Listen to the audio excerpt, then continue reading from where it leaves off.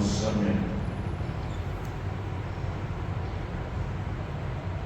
سبحانك لا علم لنا إلا ما علمتنا إنك أنت العليم الحكيم أعوذ بالله من الشيطان الرجيم بسم الله الرحمن الرحيم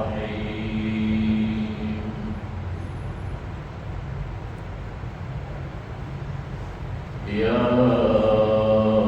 أيها المزمل قم الليل إلا قليلا نصفه أو انقص منه قليلا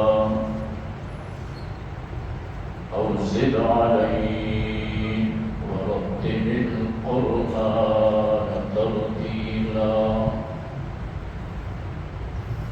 صدق الله وصدق رسوله النبي الكريم ونحن على ذلك لمن الشاهدين والشاكرين والحمد لله رب العالمين.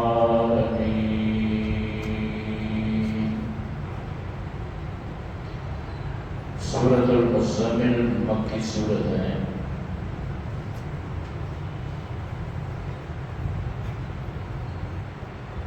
جس میں رسول اللہ صلی اللہ علیہ وسلم کو قیام اللیل کا حکم دیا جاتا ہے اور آپ صلی اللہ علیہ وسلم کو اللہ رب العزت مزمل کہہ کر خطاب فرماتے ہیں. رسول کریم صلی اللہ علیہ وسلم کو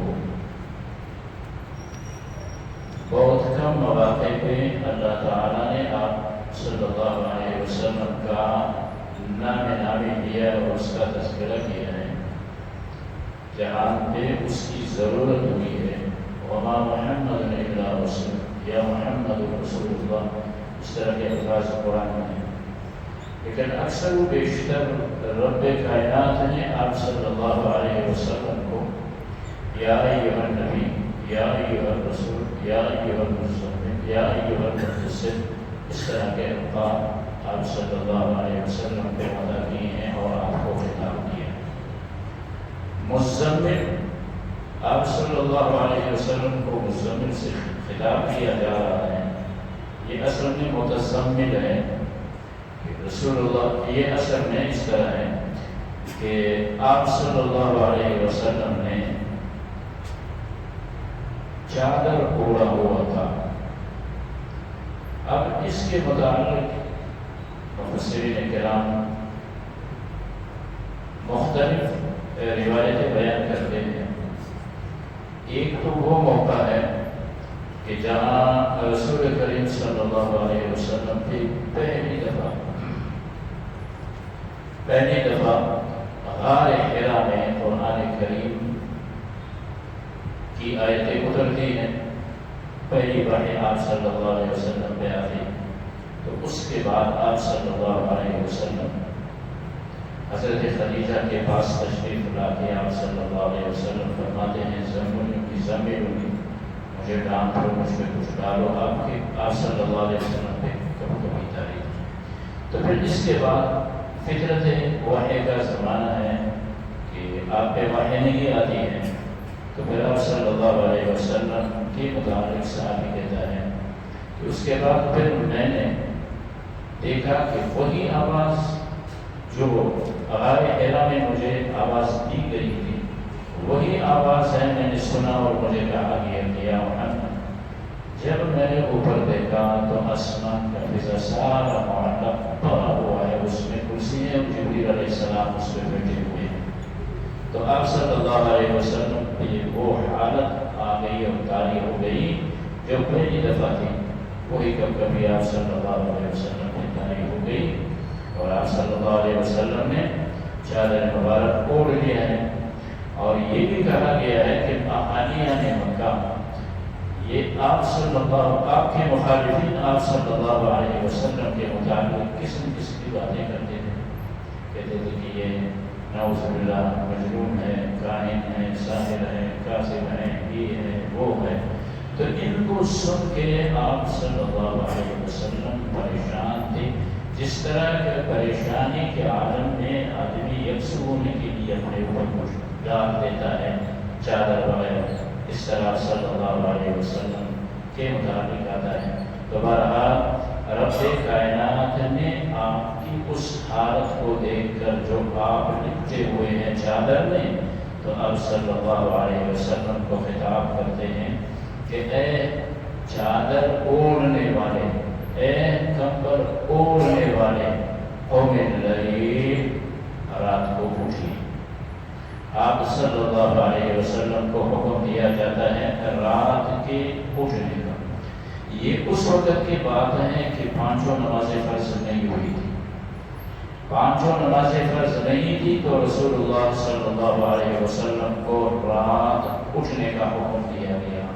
آپ صلی اللہ علیہ وسلم کے ساتھ صحابہ بھی، یعنی آپ پہ رات کی نماز فرض ہو گئی کہ آپ کو اٹھو نماز پڑھو. اور اس کو اس انداز سے قرآن کریم بیان کر رہا ہے قوم اللیل. اب پوری رات صحابہ اور آپ صلی اللہ علیہ وسلم عبادت میں گزارتے تھے، نماز میں. پھر یہ کہا گیا الا قلیلا، مگر تھوڑا. آپ رات کو قیام کریں، تھوڑا اس سے نکالیں اپنے آرام کی، باقی رات عبادت کریں.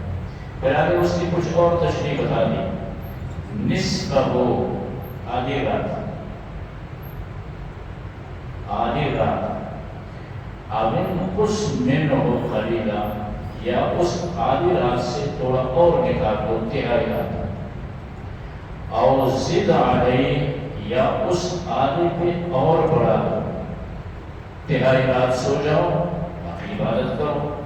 دونوں بلکہ تینوں صورتیں آپ صلی اللہ علیہ وسلم کو دے کر حکم دیا گیا کہ آپ کو جو حکم دیا جاتا ہے قیام اللیل کا، رات کو اٹھنے کا، تہجد کی نماز پڑھنے کا، وہ اس لیے کہ اللہ یہ چاہتے ہیں رتل القرآن ترتیلا، کہ آپ تہجد کی نماز میں قرآن پڑھیں. اور قرآن یوں پڑھیں رتل القرآن، ترتیب سے آپ قرآن پڑھیں، ایک ایک لفظ کو صاف صاف کر کے آپ صلی اللہ علیہ وسلم قرآن کی تلاوت کریں، نماز پڑھیں. نماز میں قرآن کریم کی تلاوت کو اللہ پاک پسند فرماتے ہیں. پھر آپ صلی اللہ علیہ وسلم فرمائے صحابہ کے آگے اسی صورت میں اس کا جو دوسرا رکوع آ رہا ہے کہ ان ربک یعلم انک تقوم ادنی، وہاں سے پھر کچھ اس میں نرمی کے احکام آ جاتے ہیں، لیکن وہ کافی عرصہ بعد ان آیتوں کا نزول ہوتا ہے. ابتدا میں یہی حکم تھا. اس کے بعد جب نمازیں فرض ہو گئی تو پھر یہ اسی ترتیب سے سنت رہا ہے. رات کی نماز جو آپ صلی اللہ علیہ وسلم پڑھتے تھے، صحابہ کرام رضوان اللہ تعالیٰ عنہم اجمعین پڑھتے تھے، وہ یہی نماز ہے قیام اللیل، جو تہجد کی نماز ہے.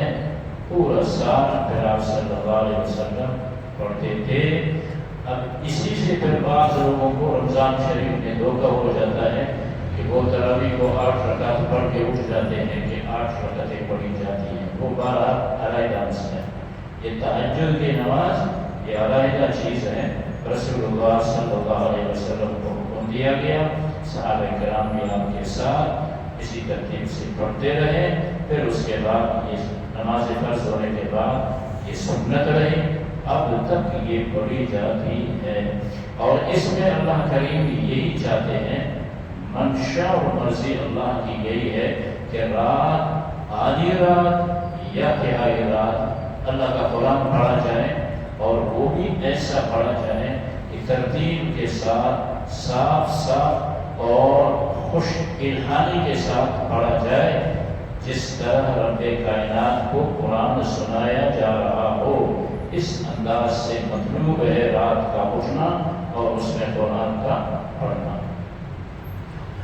چنانچہ ارشاد خداوندی ہے، اعوذ باللہ من الشیطان الرجیم، بسم اللہ الرحمن الرحیم، یا ایھا المزمل، اے کمبل اوڑھنے والے، قم اللیل، اٹھیے رات کو، الا قلیلا، مگر تھوڑا سا حصہ رات کا آپ آرام کے لیے نکالیے، نصفہ، آدھی رات عبادت کے لیے مختص کر دے، او انقص منہ قلیلا، یا تھوڑا سا اس آدھے سے نکال دے، او زد علیہ، یا تھوڑا اس میں اور بڑھا دے، ورتل القرآن ترتیلا، اور ترتیل کے ساتھ قرآن پڑھیے صاف صاف۔ اللہم وفقنا